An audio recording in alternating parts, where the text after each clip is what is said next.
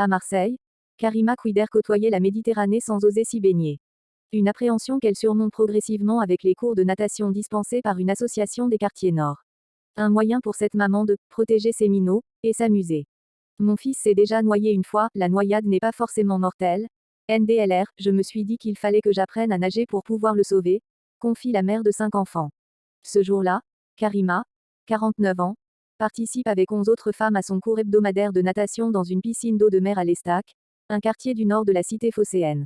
Ce stage gratuit est proposé par l'association Le Grand Bleu, créée en 2000, avec pour objectif d'aider les Marseillais à se réapproprier la mer. On se dit qu'avec ses 57 km de façade maritime, tous les Marseillais doivent savoir nager. Mais ce n'est pas le cas, constate son fondateur Brahim Timricht. Car si en France un enfant sur 2 en moyenne ne sait pas nager, le ratio grimpe à 3 sur 4 à Marseille.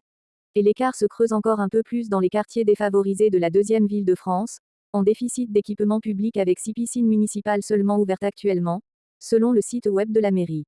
Mais apprendre à nager est un enjeu de santé publique. Avec 702 noyades dont 193 mortelles du 1er juin au 23 juillet 2025, soit plus 45% sur un an, la France connaît un été funeste. Parmi les victimes, 27 enfants et adolescents 15 en 2024 sont décédés.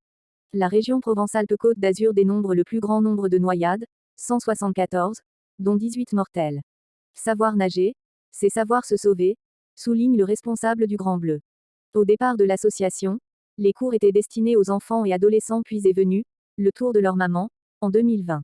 Ce sont des cours ouverts à tous les adultes mais aucun papa ne vient, constate Brahi.